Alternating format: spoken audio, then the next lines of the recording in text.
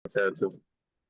Waalaikumsalam Waalaikumsalam warahmatullahi warahmatullahi wabarakatuh. wabarakatuh. Bismillah, alhamdulillah.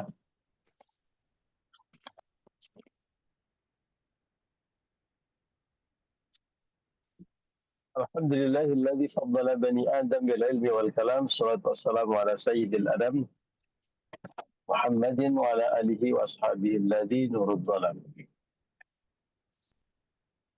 Subhanaka la ilma lana illa ma 'allamtana innaka antal alimul hakim. Rabbi shrah li sadri wa yassir li amri wa hlul 'uqdatam min lisani yafqahu qawli. Rabbi zidni ilma warzuqni fahma bi rahmatika ya arhamar rahimin. رضينا ولشفاعة رسول الله ولكل نيتنا الصالحة الفاتحة.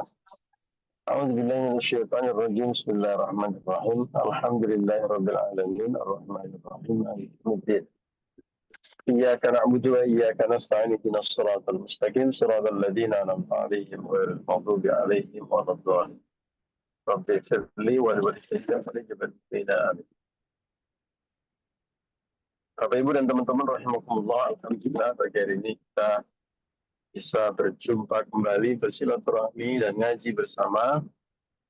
Mohon maaf jadwalnya hari ini agak aneh, ngajinya kesiangan karena tadi di kereta, takut kalau di kereta ngaji nanti pada datang terus penumpang-penumpang pada kasih amplop sama saya, kan nggak enak ya. Jadi kita undur sedikit ngajinya sampai mendarat Jakarta. Kita lanjutkan ngaji kita Nasha'ihul Ibad. Kita sudah sampai di bab 3. Makalah keberapa Bu Maimunah? Ya Ustadz, kita bab 3 makalah ke-36, yaitu 36. dari 36 dari Luqman Al-Hakim. Beliau berkata, sesungguhnya manusia itu terbagi 3 bagian. Masing-masingnya sepertiganya adalah, yang pertama sepertiga untuk Allah, sepertiga lagi nanti untuk diri sendiri, dan sepertiga lagi untuk cacing. Kita baru masuk yang pertama kemarin, sepertiga yang untuk Allah. Berarti kita masuk yang kedua, mungkin sepertiga dari diri sendiri untuk hari ini. Silakan Ustadz. Maka yang sepertiga untuk Allah itu, ya, sepertiga untuk Allah itu adalah rohnya, karena roh itu akan pulang kepada Allah. Betul sekali. Assalamualaikum. Waalaikumsalam warahmatullahi wabarakatuh.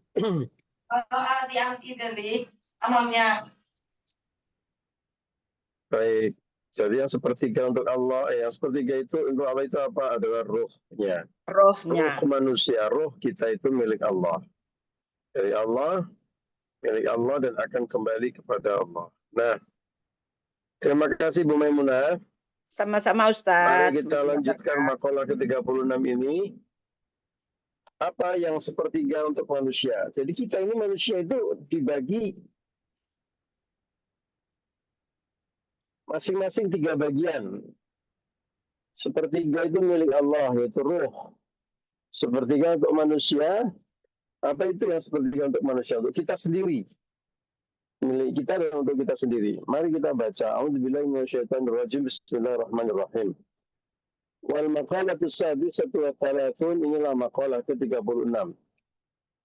An Luqman Al-Hakim, dari Luqman Al-Hakim. Annahu qala, beliau berkata, libnihi, kepada putranya. Ya bunayya, wahai anakku tercinta, innan nasa, sesungguhnya manusia satu aslasin, terdiri dari 3 bagian. Sulusun, sepertiga lillah. Wa sulusun li nafsi, dan sepertiga lainnya untuk dirinya sendiri.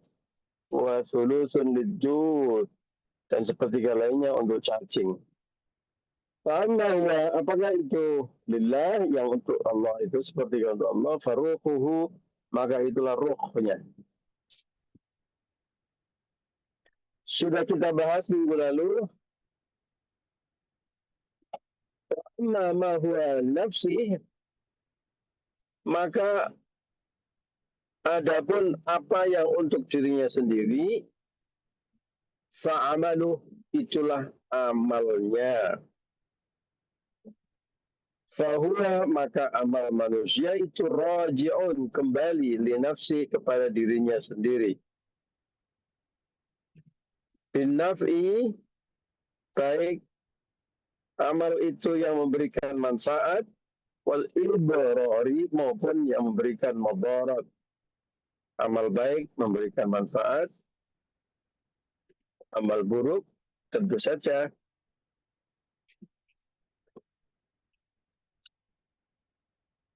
akan memberikan mudarat. Mari kita lihat apa yang saya sebut tadi dalam grup WA sebagai rahasia amal kita. Tentu kita semua sudah mafhum. Ibu, teman-teman sudah sangat paham, ya, bahwa cuma satu biji darah, satu hitungannya bahkan lebih kecil daripada debu, sebiji atom kalau orang modern bilang, amal kita itu ada perhitungannya. Ada perhitungannya artinya dihitung oleh malaikat, dilaporkan kepada Allah, lalu masing-masing ada balasannya dan ada konsekuensinya. Amal baik memberikan manfaat seperti tadi disebutkan dalam makalah. Amal buruk tentu akan memberikan atau mendatangkan mudarat. Pasti, ya. Periodenya selama kita hidup di dunia, alam dunia. Begitu ajal menjemput, habis periode itu.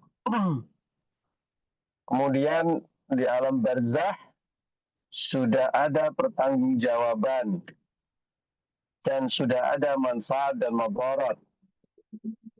Meskipun sifatnya sementara, dalam barzah, dalam kubur, karena menunggu datangnya yaumul akhir, ya, datangnya hari akhirat. Lalu di akhirat ada waktu, momentum di mana amal kita ditimbang. Makanya disebut dengan yaumul mizan, hari penimbangan. Tidak ada yang bisa lolos, tidak ada yang lewat, tidak ada mistake, no mistake at all. Tidak ada kesalahan sama sekali. Tidak ada yang bisa menutup-nutupi, karena yang bersaksi bukan manusia, apalagi mulut kita sendiri. Yang bersaksi adalah anggota tubuh kita semuanya. Bersaksi sendiri-sendiri. Tangan bicara, kaki bicara, mata bicara, apa yang dikerjakannya di dunia. Dan tidak ada satupun yang terlewat. Bahkan cuma satu biji darah sekalipun. Tidak ada kebaikan yang tidak memberikan manfaat, tidak ada keburukan yang tidak dibalas oleh Allah dengan siksaan. Yaumul mizan, hari penimbangan, yaumul hisab, hari perhitungan. Nah, tentu setelah itu kemudian semua manusia mendapatkan efek ataupun dampak dari amal kita di dunia. Nah, makanya disebutkan dalam makalah ini, fa'amaluh, maka amalnya manusia itu linafsi, untuk dirinya sendiri. Untuk orang yang melakukan. Semua ada pertanggungjawabannya masing-masing. Ada beberapa bagian di mana amal kita juga bermanfaat untuk orang lain. Ya. Doa anak yang solih, doa orang tua yang solih, niat kebaikan untuk orang lain, terutama untuk orang tuanya, sedekah, bahkan sudah meninggal dunia, masyhur dalam beberapa hadis disebutkan kalau kita bersedekah untuk orang yang sudah meninggal dunia, pahalanya sampai. Tapi pada dasarnya, ya, rumus umumnya, amal kita, perbuatan kita, tanggung jawab kita, baik manfaat maupun mudarat. Nah, tentu kita juga sudah paham, ya, bahwa semua amal soleh mendapatkan balasan, semua amal buruk akan mendapatkan siksaan. Tapi ini ada rahasianya, Bapak Ibu. Apa rahasia dalam amal kita?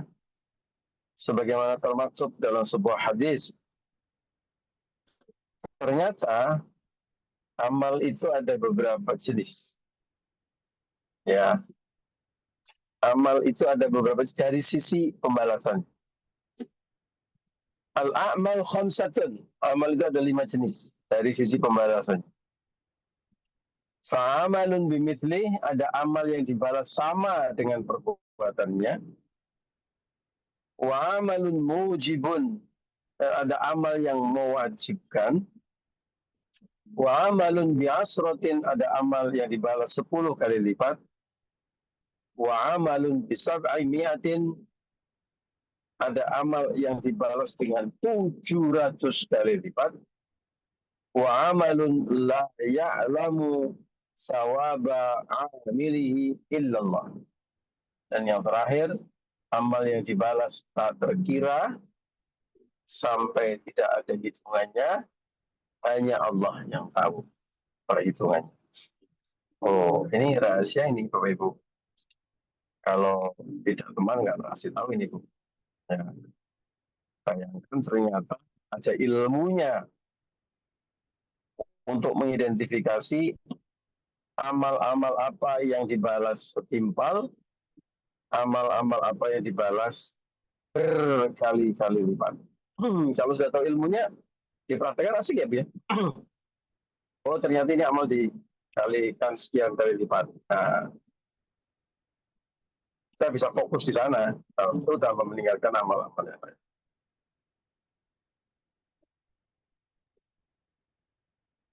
Nah,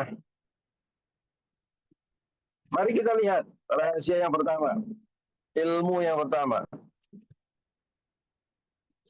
Apakah amal yang dibalas persis sama?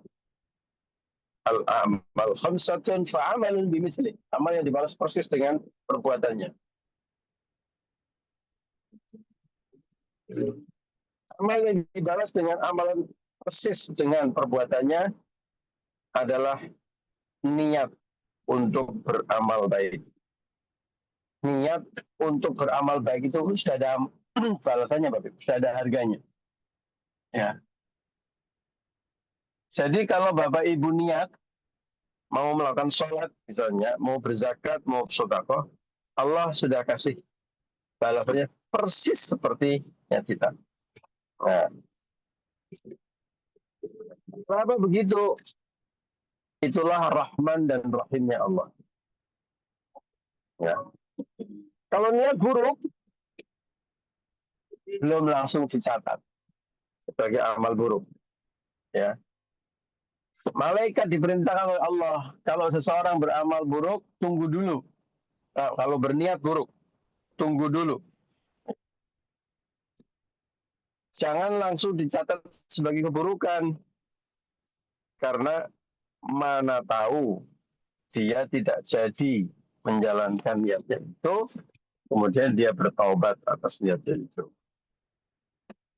Sebentar Bapak Ibu, ternyata ini saya sudah sampai. 1 menit ya, 1 menit.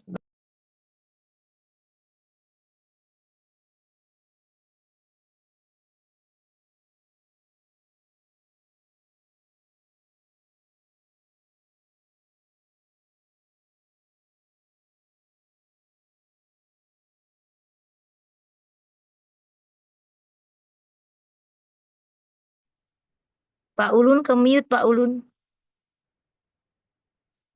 Pak Ulun izin turun dulu Baru mungkin. pindah, baru turun dari Bentar, mobil, Bu. baru turun je. Iya, Ji.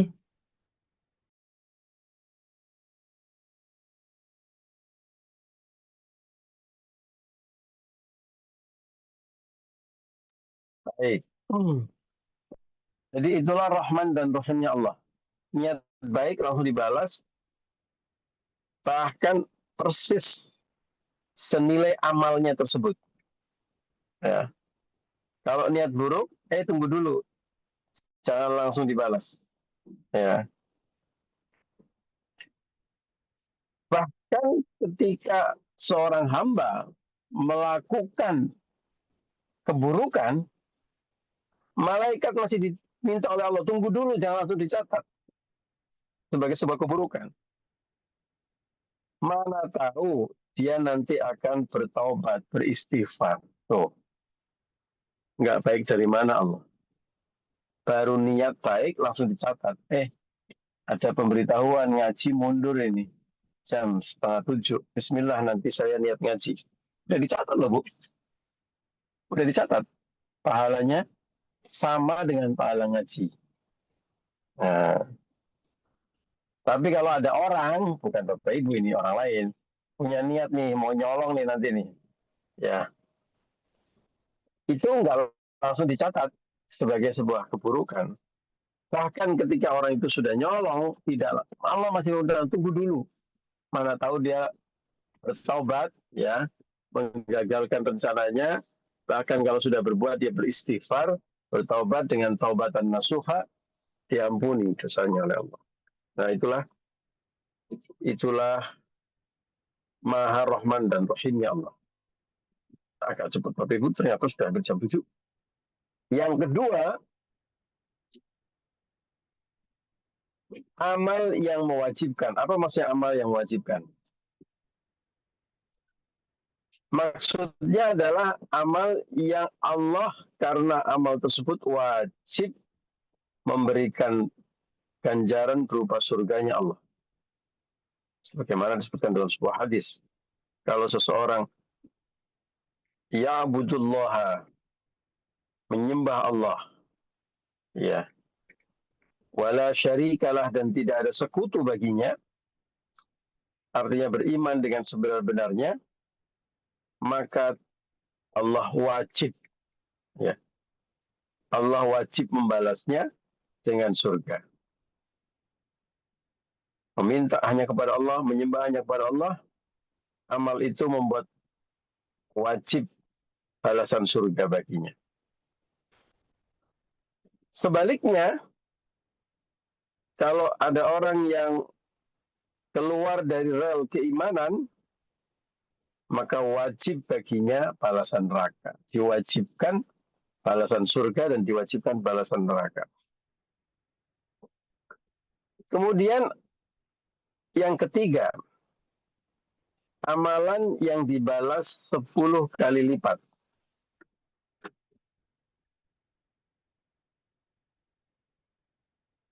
Sebagaimana disebutkan,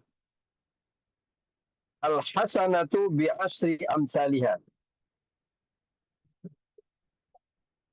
Bahwa pada dasarnya, rumus dasarnya, seluruh amal soleh kita itu dibalas 10 kali lipat, Bapak Ibu. Jadi kalau niat itu diberi pahala persis sama dengan pahala yang diniatkan. Mau sholat, dapat pahala sholat. Baru niat sholat, sudah dapat pahala sholat. Sama persis dengan melakukan sholat. Mau ngaji, dapat pahala ngaji. Persis sama dengan pahala ngaji. Kalau nanti dia sudah sholat dan dia sudah haji, beneran dilakukan, maka dia akan mendapatkan 10 kali lipat pahala untuk ngaji dan sholat. Tuh, kagak enak. Apa jadi umat kanjeng Nabi Muhammad, ya Bapak Ibu? Baru niat dapat 1 kali lipat, setimpal dengan amal solehnya, begitu melakukan amal soleh itu 10 kali lipat. Jadi jangan sampai pakai logika sesat. Pak, saya kan sudah niat, Pak, sudah berpahala setimpal. Ya. Masih ada lagi jackpot yang menunggu kalau kita melakukan niat baik tersebut 10 kali lipat. Nah, sekarang yang keempat. Apa amal soleh yang dibalas 700 kali lipat? Itulah jihad di jalan Allah. Sebagaimana firman Allah, "Matsalul ladzina yunfikuna amwalahum fi sabilillah." Perumpamaan orang yang berinfak di jalan Allah, fi sabilillah. Ya. Jadi fokusnya bukan hanya infaknya, tapi fi sabilillahnya.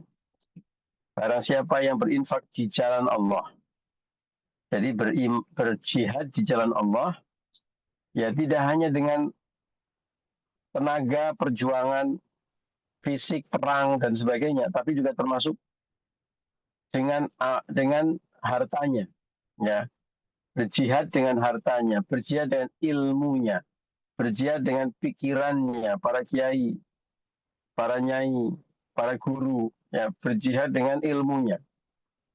Semua amal soleh yang diniatkan untuk jihad di jalan Allah, maka kamatsali habbatin, seperti biji-bijian ambatat sab'a sanabila, yang dari biji itu tumbuh 7 butir benih, ya, menumbuhkan 7 tangkai, fi kulli sumbulatin mi'atu habbah, dan di setiap tangkai ada 100 biji. Satu benih menumbuhkan 7 tangkai, satu tangkai ada 100, maka 700. Al-Baqarah ayat 261. Ayat yang sangat populer. Sedekah di jalan Allah, berjuang di jalan Allah, dengan pikiran, dengan tenaga, dengan harta, balasannya 700 kali lipat. Berdakwah di jalan Allah, mengajak ngaji, mengajak kepada kebaikan, ya. Tentu saja, sekali lagi, dengan kemampuan dan kapasitas kita masing-masing. Jangan berkecil hati, aduh Pak, saya nggak bisa ngajar. Kita bisa berdakwah, kita bisa berjihad dengan harta kita, dengan pikiran kita, dengan tenaga kita. Yang terakhir, jenis amal yang kelima adalah jenis amal yang balasannya tak terkira, hanya Allah yang tahu. Apakah itu puasa Ramadan? Ya, karena Allah berfirman, sesungguhnya puasa Ramadan itu adalah untukku, dan Allah akan berikan balasannya sampai tak terhingga, hanya Allah yang tahu. Sebentar lagi kita menyambut bulan suci Ramadan. Yuk kita persiapkan semuanya. Dengan apa saja Bapak Ibu menyiapkan Ramadan? Sebagaimana kita ngaji minggu lalu, masih ingat bagaimana kita menyambut ibadah yang pahalanya luar biasa berlipat ganda sampai hanya Allah yang tahu? Kita sambut dengan hati yang gembira. Kita sambut dengan niat yang kuat. Kita sambut dengan belajar tentang fikih Syam, fikih Ramadan, ilmunya tentang Ramadan. Kita sambut dengan amal-amal soleh untuk mempersiapkan diri menuju Ramadan dengan pemanasan, dengan puasa sunnah, dengan sedekah, ya, memanaskan persiapan ibadah kita di bulan suci Ramadan. Insyaallah kita semuanya dapat maksimal menyambut kedatangan bulan suci Ramadan, menjalankan ibadah yang pahalanya tak terkira, hanya Allah yang tahu. Terima kasih Bapak Ibu untuk bersamanya pagi hari ini. Mohon maaf atas segala kekurangan dan kekhilafan. Wallahul muwaffiq ila aqwamit thoriq. Assalamualaikum warahmatullahi wabarakatuh.